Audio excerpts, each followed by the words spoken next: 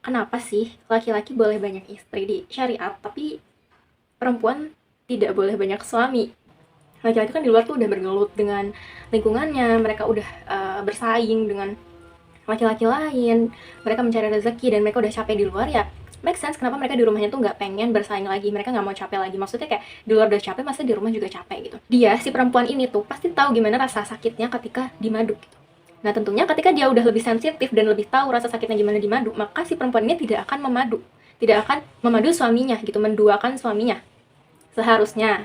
Tetapi jika ada perempuan yang udah tahu rasa sakitnya tuh gimana di madu, tapi dia tetap memadu, itu tuh ibarat si perempuannya tuh udah rusak gitu perasaannya.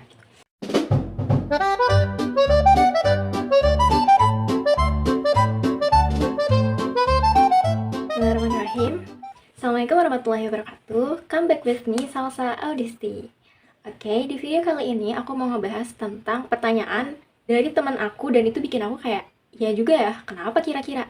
Nah, pertanyaan itu adalah, kenapa sih di Islam itu ada syariat untuk poligami tapi nggak ada syariat untuk poliandri? Atau mudahnya tuh kayak, kenapa sih laki-laki boleh banyak istri di syariat tapi perempuan tidak boleh banyak suami gitu, tidak ada syariat yang membolehkan untuk perempuan ini banyak suaminya gitu.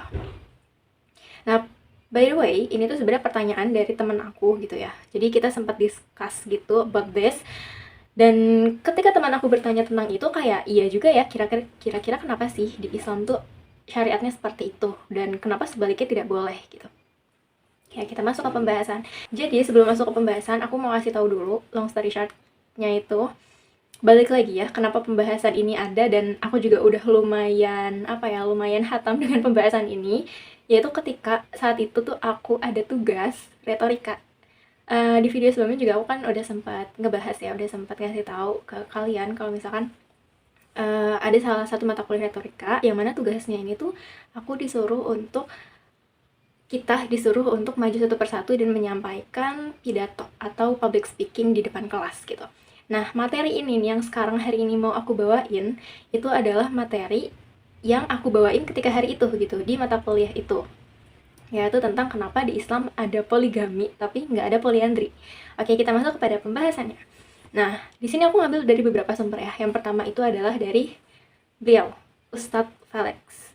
Nah, dari Ustadz Felix, aku kan ngeliat dari beberapa video beliau ya. Nah, salah satunya yang viral itu kan video yang beliau ini tuh hadir dalam salah satu podcast yang dimoderatori oleh Raymond Chen, yaitu Escape. Nah, di dalam salah satu videonya, nanti aku cantumin linknya ya di bawah. Di dalam salah satu video Escape itu tuh ada pembahasan mengenai kenapa sih pertanyaan yang tadi aku kasih gitu. Kenapa sih di Islam tuh ada poligami tapi nggak ada poliandri? Nah, di situ tuh Ustadz Felix menjabarkan beberapa alasan gitu. Yang aku tangkap tuh sekitar ada 4 gitu ya. Correct me if I'm wrong gitu. Karena kayaknya ada satu lagi, cuman aku masih agak kurang paham gitu.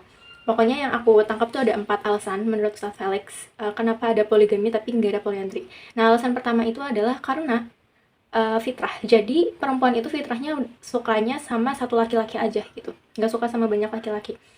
Dan laki-laki sebalik ya, laki-laki itu secara fitrah lebih suka banyak perempuannya gitu. Itu.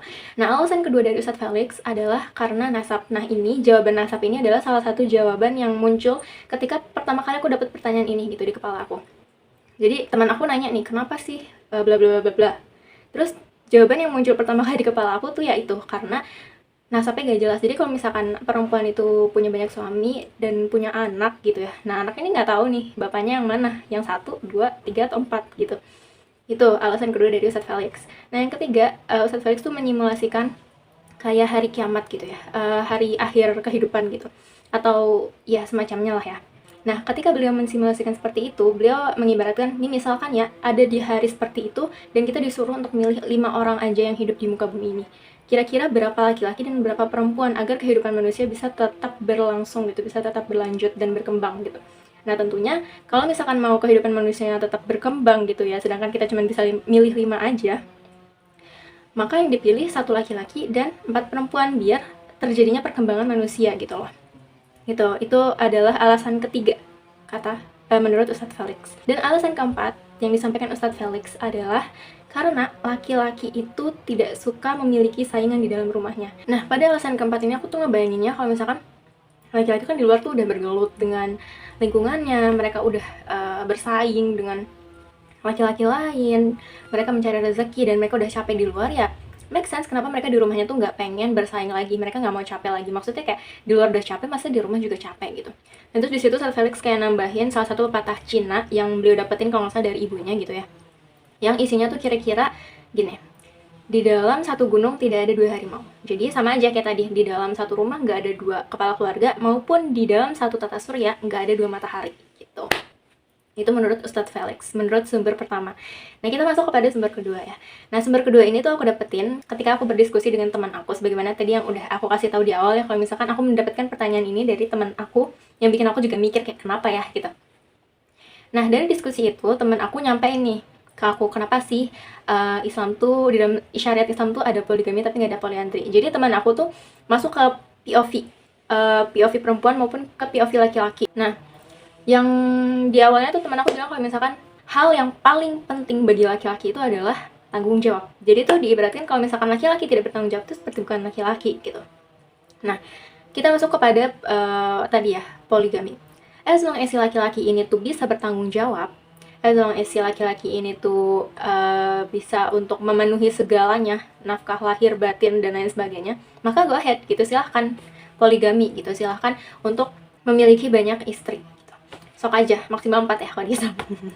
Nah, itu laki-laki, POV laki-laki. Nah, kita beralih kepada POV perempuan. Kalau perempuan, hal yang paling penting dan paling utama bagi perempuan adalah perasaannya.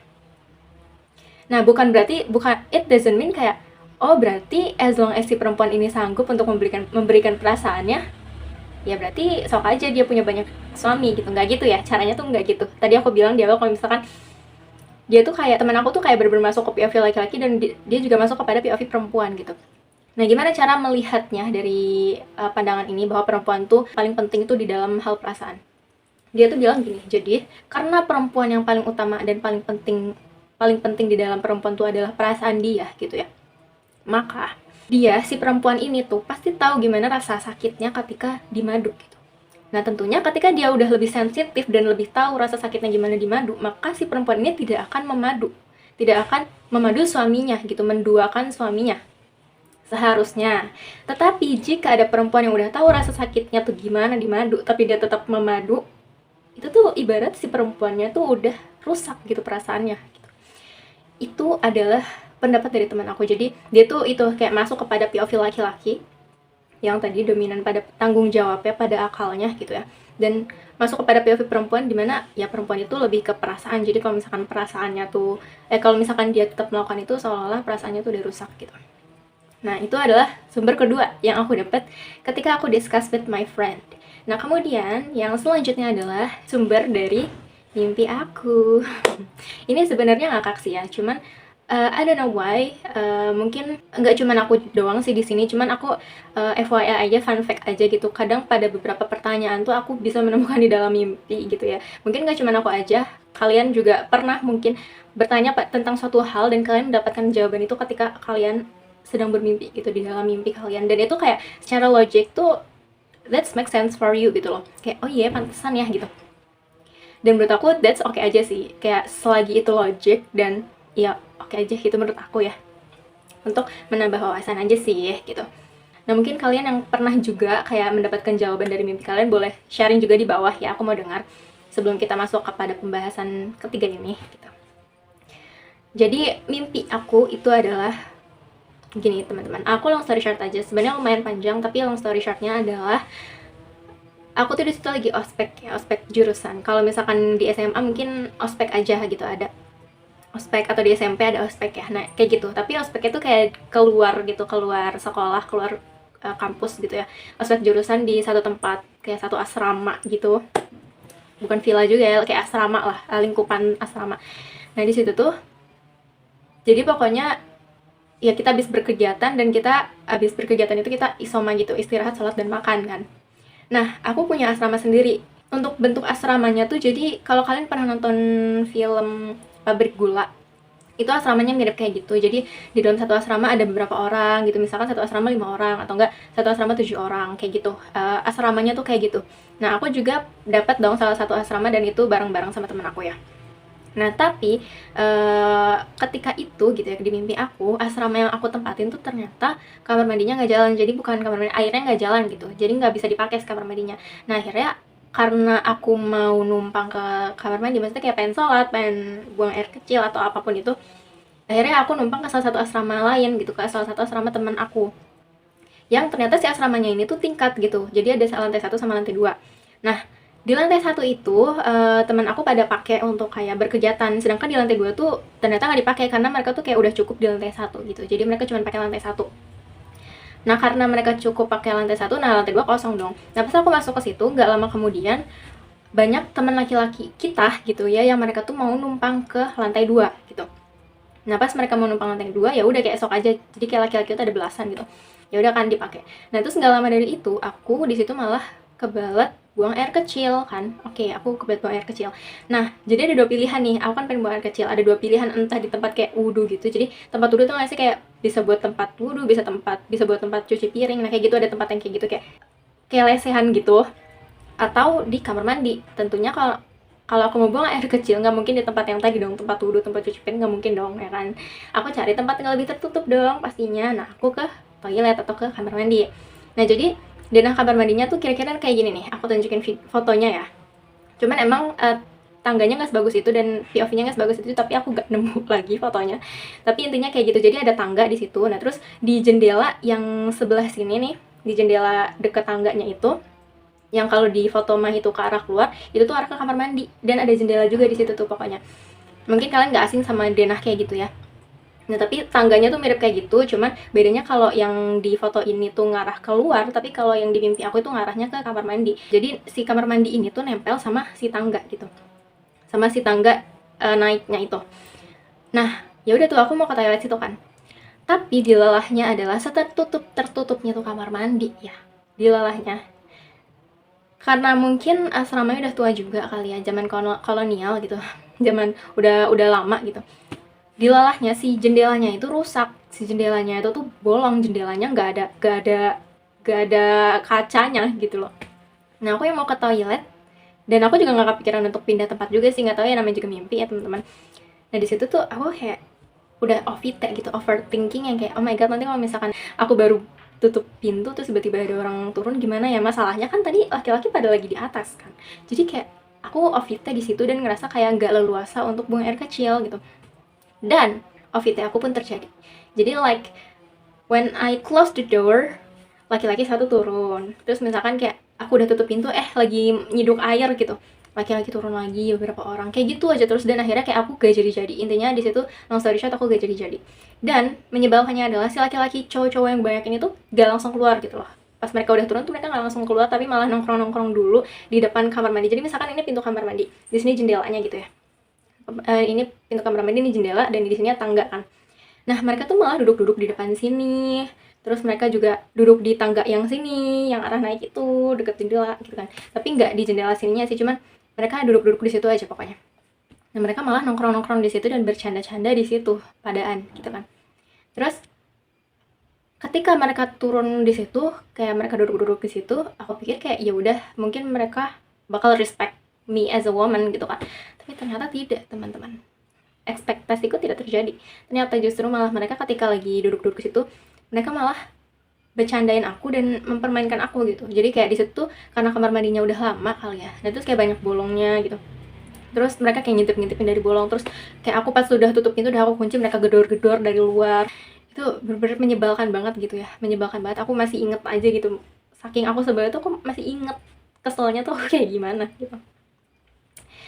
Terus akhirnya kayak ya udah, aku sebel kan di situ sama tingkah mereka. Dan aku keinget tuh di situ kayak masih, oh iya, ada satu orang nih namanya Rifki. Dia tuh tipe-tipe husband material atau yang kayak wah, husbandable banget gitu.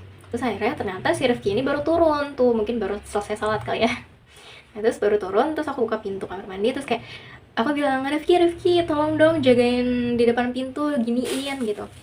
Terus jagain kayak gini biar pada nggak ngintip terus gedor-gedor pintu gitu kan. Terus ya udah tuh, oke gitu kata dia. Terus ya udah, dia bantuin aku kan, jadi dia jagain di depan pintu. Nah, udah tuh udah dia jagain, tapi ternyata si orang-orang yang nakal ini nih masih bisa ngintip dari arah lain gitu, dari tempat lain. Karena ternyata si yang bolongnya ini tuh nggak cuma daerah pintu aja, tapi kayak dari area lain tuh ada bolong-bolongnya juga, dan mereka masih ngintip dan masih membercandai aku gitu. Nah udah kan, di situ aku makin pundung dan makin kesel dan kayak udah membludak aja gitu. Akhirnya di situ aku pundung, aku sebel gitu ya maksudnya. Aku kesel, aku buka pintu, aku keluar, terus aku ke pojokan ruangan, dan aku kayak aku sesenggukan nangis yang kayak gitu.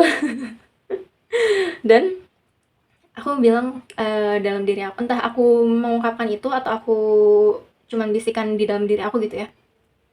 Aku bilang kayak, aku mau keluar aja dari sini, aku mau bilang ke pembina kalau misalkan aku nggak dihargain di sini sebagai perempuan, aku mau keluar aja. Terus kayak singkat cerita, aku kayak tiba-tiba keluar dari lingkupan asrama, kayak aku dibolehin mungkin ya untuk keluar dari ospek itu dan nggak ikut ospek selanjutnya gitu ya, nggak ikut kelanjutan ospek gitu.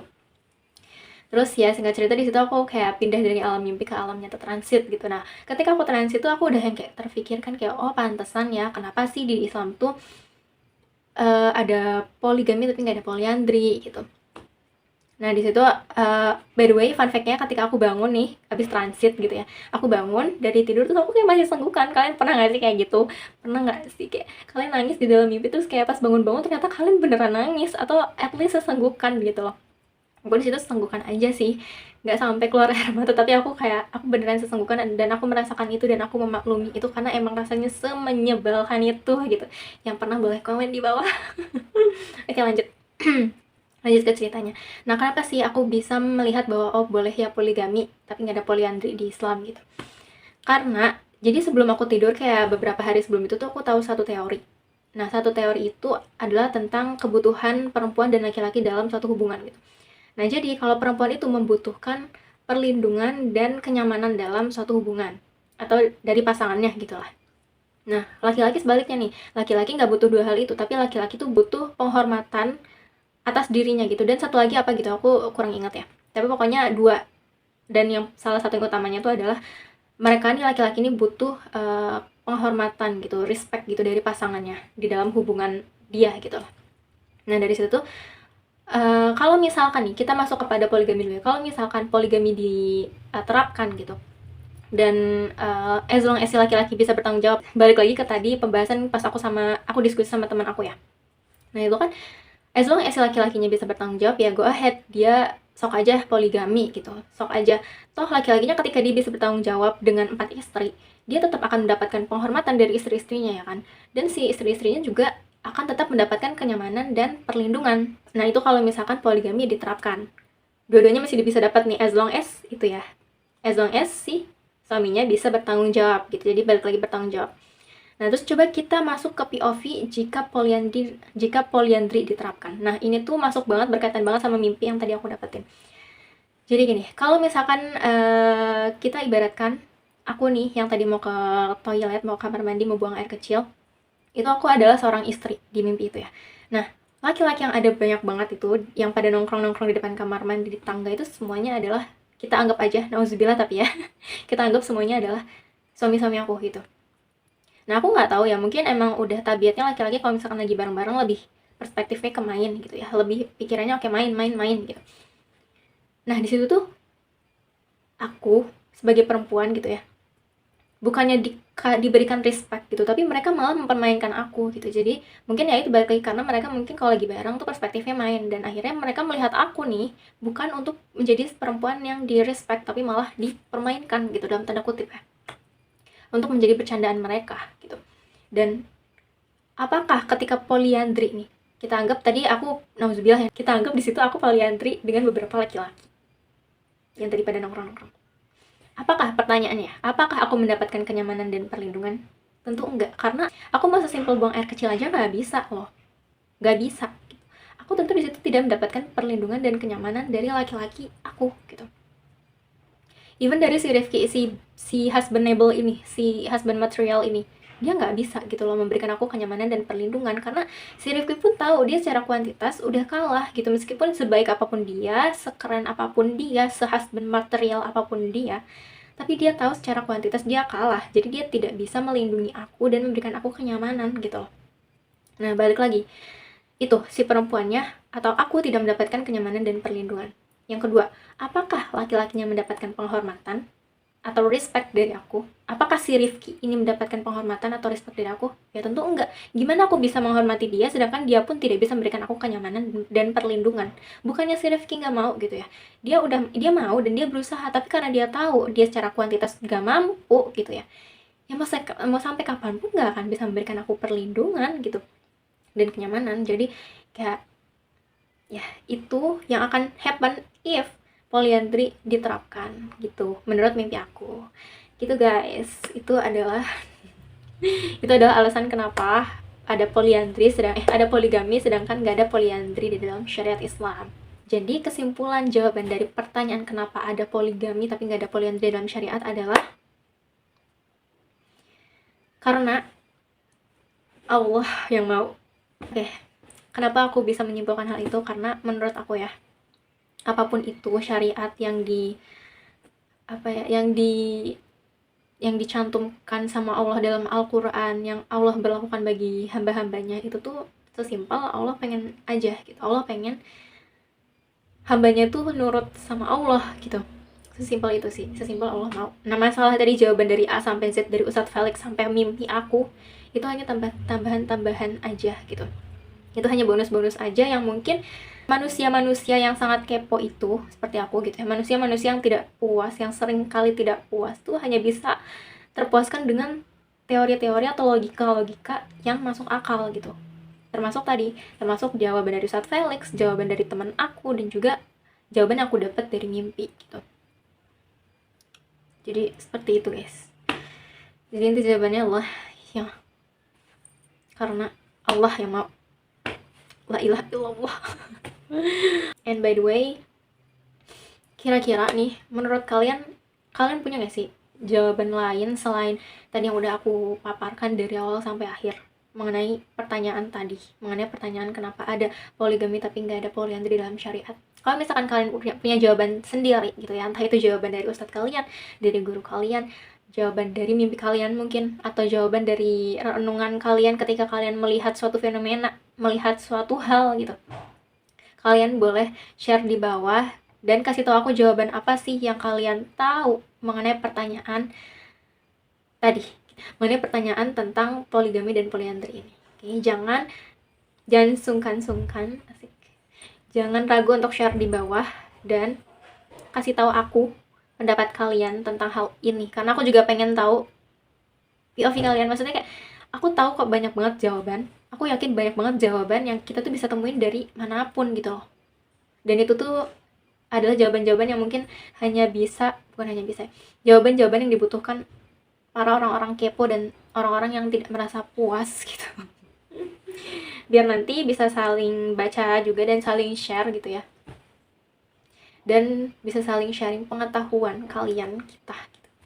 Jadi jangan ragu untuk sharing di bawah. Dan yang belum subscribe boleh subscribe, dan yang belum like boleh like, dan boleh di-share juga ke teman-temannya yang mungkin mereka juga punya jawaban tentang pertanyaan ini. Aku tunggu jawaban dari kalian di bawah ya. Oke, let's discuss below. Okay, maybe that's it from me. Maaf untuk kurang lebihnya. Terima kasih and see you in the next video. Bye bye. Assalamualaikum warahmatullahi wabarakatuh. Muncul di kepala aku, tapi enggak juga sih, bergedor dari luar kayak bocil banget nggak sih, sebel deh gue. Nah terus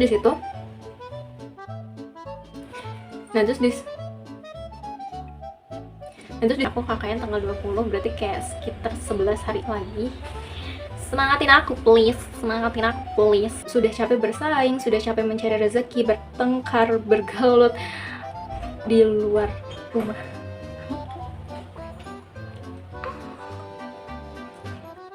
Kita tungguin keluar. Ini tuh enak banget, dari kecil aku suka ini.